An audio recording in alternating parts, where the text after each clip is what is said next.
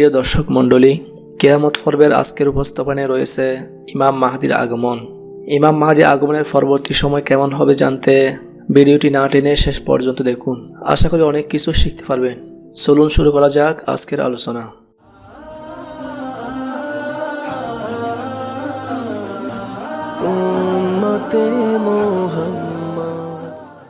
কিয়ামতের পূর্বে ছোট বড় বহু নিদর্শন প্রকাশ পাবে। নিদর্শনগুলোর মধ্যে একটি বড় নিদর্শন হল ইমাম মাহদীর আবির্ভাব। ইমাম মাহদীর আবির্ভাব কিয়ামতের অন্যতম বড় আলামত। তিনি একজন একনিষ্ঠ ও ন্যায়পরায়ণ ব্যক্তি, যিনি মুসলমানদের খলিফা হবেন।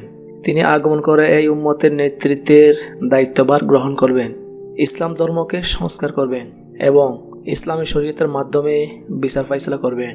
উম্মতে মুহাম্মদী তার আমলে কল্যাণের ভিতর থাকবে। পৃথিবী হতে জুলুম নির্যাতন দূর করে ন্যায় ইনসাফ প্রতিষ্ঠিত করবেন। তিনি 7 বছর বা তার বেশি সময় ধরে রাজত্ব করবেন। আল্লাহ তার উসিলায় প্রচুর পরিমাণে বৃষ্টি বর্ষণ করবেন, ফলে জমিন গাছপালা ফল ফসল উৎপন্ন করবে। গবাদি পশুর সংখ্যা বৃদ্ধি পাবে। মানুষ তখন এমন নিয়ামত ভোগ করবে যা ইতিপূর্বে কেউ ভোগ করেনি। ইমাম ইবনে কাসির রাদিয়াল্লাহু তাআলা আনহু বলেন, তখন ফল ফলাদিতে প্রচুর বরকত হবে, মানুষের সম্পদ বৃদ্ধি পাবে, ইসলাম বিজয়ী হবে, ইসলামের শত্রুরা পরাজিত হবে এবং সকল প্রকার কল্যাণ বিরাজ করবে। প্রিয় দর্শক, জেনে রাখুন, মাহদী অর্থ সুপথপ্রাপ্ত। এটি কোনো নাম নয়, বরং এটি হলো ইমামের উপাধি। কেননা আল্লাহ তাআলা হকের প্রতি তাকে পথ প্রদর্শন করবেন। ইবনে মাসউদ রাদিয়াল্লাহু তাআলা আনহু থেকে বর্ণিত একটি হাদিসে এসেছে, নবী করিম সাল্লাল্লাহু আলাইহি ওয়াসাল্লাম বলেন, যদি কিয়ামত সংঘটিত হওয়ার মাত্র একদিনও অবশিষ্ট থাকে, তবু আল্লাহ তাআলা ওই দিনকে দীর্ঘ করবেন এবং আমার বংশের এক ব্যক্তিকে প্রেরণ করবেন। তার নাম আমার নামের সঙ্গে এবং তার পিতার নাম আমার পিতার নামের সঙ্গে মিলে যাবে। বংশগতভাবে তিনি নবী বংশের হবেন। পিতার দিক থেকে তিনি হবেন হাসান রাদিয়াল্লাহু তাআলা আনহু এর বংশধর, মায়ের দিক থেকে হোসেন রাদিয়াল্লাহু তাআলা আনহু এর বংশধর। সে হবে মাঝারি গঠনের, চেহারা হবে উজ্জ্বল তারকার ন্যায়, প্রশস্ত ললাট এবং লম্বা ও সরনাকের অধিকারী হবেন। তার ভ্রু থাকবে একটার সাথে একটা লাগানো। আবু সাঈদ খুদরি রাদিয়াল্লাহু তাআলা আনহু নবী করিম সাল্লাল্লাহু আলাইহি ওয়াসাল্লাম হতে বর্ণনা করেন, আখিরি জামানায় আমার উম্মতের ভিতরে ইমাম মাহদীর আগমন ঘটবে। অপর বর্ণনায় নবী করিম সাল্লাল্লাহু আলাইহি ওয়াসাল্লাম বলেন, আমি তোমাদেরকে মাহদীর আগমন সম্পর্কে সুসংবাদ দিচ্ছি। মানুষেরা যখন মতবিরোধে লিপ্ত হবে, তখন তিনি প্রেরিত হবেন। পৃথিবী হতে জুলুম নির্যাতন দূর করে ন্যায় ইনসাফ দ্বারা তা ভরে দিবেন। আসমান জমিনের সকল অধিবাসী তার উপর সন্তুষ্ট হবেন। তিনি মানুষের মাঝে সমানভাবে প্রচুর সম্পদ বিতরণ করবেন। তিনি পূর্ব দিকের কোনো একটি অঞ্চল থেকে প্রকাশিত হবেন। তবে পূর্ব দিক বলতে মদিনা মুনাওয়ারা হতে পূর্ব দিক বোঝানো হয়েছে। নবী করিম সাল্লাল্লাহু আলাইহি ওয়াসাল্লাম বলেন, তোমাদের গুপ্তধনের নিকট 3 জন লোক ঝগড়া করবে, প্রত্যেকে হবে খলিফার পুত্র, কেউ তার দখল করতে পারবে না। অতঃপর পূর্ব দিক থেকে কালো পতাকাধারী একদল সৈনিক আসবে, তারা ব্যাপক হত্যাকাণ্ড চালাবে। হাদিসের বর্ণনাকারী বলেন, এরপর নবী করিম সাল্লাল্লাহু আলাইহি ওয়াসাল্লাম এমন কিছু বিষয়ের কথা বর্ণনা করলেন যা আমি স্মরণ রাখতে পারিনি। যখন তোমরা তাদেরকে দেখতে পাবে, তখন তাদের নেতার হাতে বায়াত করবে, যদিও বরফের উপর হামাগুড়ি দিয়ে উপস্থিত হতে হয়, কেননা তিনি হলেন আল্লাহর খলিফা মাহদী। মানুষ তার দিক নির্দেশন অনুযায়ী চলার জন্য তার হাতে হাত রেখে শপথ করতে চাইবে, তিনি গ্রহণ করবেন।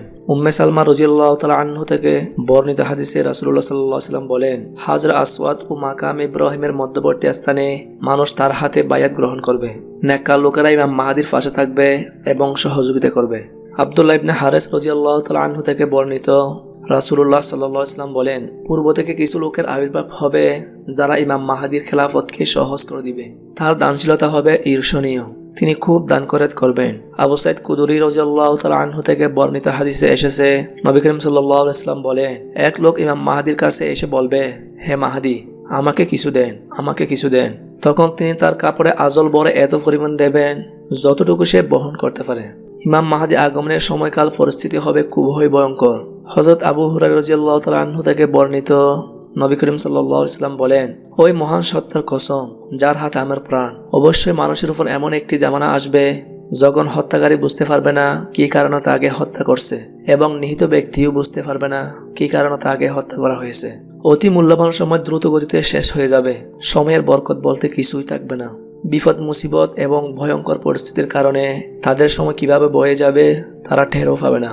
আনাস ইবনে মালিক রাদিয়াল্লাহু তাআলা আনহু থেকে বর্ণিত হাদিসে এসেছে, কিয়ামত ওই সময় পর্যন্ত সংঘটিত হবে না যতদিন না জামানার নিকটবর্তী না হবে। বছর মাসের সমান, মাস সপ্তাহের সমান, সপ্তাহ ঘন্টার সমান এবং ঘন্টা আগুনের আঙ্গুলা জ্বলে ওঠার সমান না হবে। আগুনের লাকড়ি যেমন দ্রুত শেষ হয়ে যায়, তেমনি একটি ঘন্টাও শেষ হয়ে যাবে। দাজ্জালের সেনাবাহিনী যখন মুসলমানদের উপর অসহনীয় অত্যাচার ও নির্যাতন করতে থাকবে, সে সময় ইমাম মাহদী আলাইহিস সালাম দামেস্কে অবস্থান করবেন। এই সময় হযরত ঈসা আলাইহিস সালাম অবতরণ করবেন। প্রিয় দর্শক, আগামী পর্বে ঈসা আলাইহিস সালামের আগমনের বিস্তারিত আলোচনা থাকবে। এখানে আলোচনা করব যতটুকু প্রয়োজন। হযরত ঈসা আলাইহিস সালাম দুইজন ফেরেশতার মাধ্যমে ডানায় বর দিয়ে সিরিয়ার দামেস্কের উমাইয়া জামে মসজিদের সাদা মিনারে নেমে আসবেন। মুসলিম শরীফে 556 নং হাদিসে বলা হয়েছে, ঈসা আলাইহিস সালাম দামেস্কের উমাইয়া জামে মসজিদে ফজরের নামাজের সময় অবতরণ করবেন। তখন ইমাম মাহদী ইমামতি করবেন। দায়িত্বরত মুসলিম ইমাম নবী ঈসা আলাইহিস সালামকে শ্রদ্ধাভরে অনুরোধ করবেন, হে রূহুল্লাহ, আসুন আমাদের ইমামতি করুন। তিনি বলবেন, না, তোমরা বরং একে অন্যের আমির। আর এটাই হবে সেই সম্মান যা আল্লাহ তাআলা এই উম্মত মুহাম্মদীকে দান করেছেন। তারপর ইমাম মাহদী আলাইহিস সালাম দাজ্জালের আবির্ভাব ও মুসলমানদের উপর তার অমানসিক অত্যাচার সম্বন্ধে আলোচনা করবেন। তারপর হযরত ঈসা আলাইহিস সালাম বলবেন, তোমরা দরজা খোলো। দরজা খোলা হবে, দেখা যাবে উহার বিপরীত দিকে দাজ্জাল অবস্থান করছে। তার সহিত 70,000 ইহুদি রয়েছে, তাদের প্রত্যেকের নিকট তরবারি রয়েছে। হযরত ঈসা আলাইহিস সালাম দাজ্জালের দিকে তাকাতে গলে যেতে থাকবে, যেমন গলে যায় পানির মধ্যে লবণ। সে পালাতে চেষ্টা করবে। হযরত ঈসা আলাইহিস সালাম বলবেন, আমি তোমাকে নিশ্চয়ই একটি আঘাত করব, উহা হতে তুমি কিছুতেই রেহাই পাবে না। এইদিকে হযরত ঈসা আলাইহিস সালাম দাজ্জালকে হত্যা করতে অগ্রসর হবেন, আর অপরদিকে মুসলিম সেনাগণ দাজ্জালের দলবলকে আক্রমণ করবেন। পাপিষ্ঠ দাজ্জাল হযরত ঈসা আলাইহিস সালামকে দেখে ঊর্ধ্বশ্বাসে দৌড়ে পালাতে চেষ্টা করবে, কিন্তু হযরত ঈসা আলাইহিস সালামের হাত হতে সে নিষ্কৃতি পাবে না। একদিকে মুসলিম সেনাগণ দাজ্জালের সহচরদের পঙ্গপালের ন্যায় হত্যা করতে থাকবে। উপায়ান্তর না দেখে তারা পাহাড়, পর্বত, বন জঙ্গলে আশ্রয় গ্রহণ করবে, কিন্তু মুসলমান সৈন্যদের হাত হতে তারা কেউ রক্ষা পাবে না। হযরত ঈসা আলাইহিস সালাম পূর্ব দিকে অবস্থিত লুত প্রান্তরে দাজ্জালকে পাকড়াও করে হত্যা করবেন। পাথর, বৃক্ষ, প্রাচীর, চতুষ্পদ প্রাণী ইত্যাদির যে কোনো বস্তুর আড়ালে ইহুদিগণ আশ্রয় নেয় না কেন, আল্লাহ তাআলা সেই দিন সবাইকে বাধা দিবেন। তারা ডেকে বলবে, হে আল্লাহর মুসলিম বান্দাগণ, এই একজন ইহুদি, এসো তাকে হত্যা করো। তবে বাবলা বৃক্ষ তাদেরও বৃক্ষ, উহা মুখ খুলবে না। এভাবে আল্লাহ তাআলা ইহুদিগণকে পরাজিত করবেন। দাজ্জালের মৃত্যুর পর হযরত ঈসা আলাইহিস সালাম ও ইমাম মাহদী একত্রে দাজ্জালের অত্যাচারিত দেশসমূহে ভ্রমণ করে সর্বত্র শান্তি স্থাপন ও শাসন শৃঙ্খলার বিধান করবেন। তারা উভয়ে সেসব দেশের ইহুদি খ্রিস্টানদেরকে ইসলাম ধর্মের দীক্ষা গ্রহণের জন্য আহ্বান করবেন। তারা ইসলাম ধর্ম গ্রহণ করবে না, তাদেরকে হত্যা করা হবে। ফলে তখন দুনিয়ার বুকে আর একজন অমুসলিমও থাকবে না। এর কিছুকাল পরে 49 বছর বয়সে ইমাম মাহদী ইন্তেকাল করবেন। হযরত ঈসা আলাইহিস সালাম রাজ্য পরিচালনা করতে থাকবেন। প্রিয় দর্শক, শেষ করছি আজকের পর্ব। আগামী পর্বে থাকবে হযরত ঈসা আলাইহিস সালামের আগমন। ভিডিওটি ভালো লাগলে সাবস্ক্রাইব করতে ভুলবেন না। পরবর্তী ভিডিও পেতে বেল আইকনটি অন করে রাখুন, যাতে আপলোড হওয়ার সাথে সাথে নোটিফিকেশন পেয়ে যান, এবং লাইক, কমেন্ট এন্ড শেয়ার করে পাশে থাকবেন।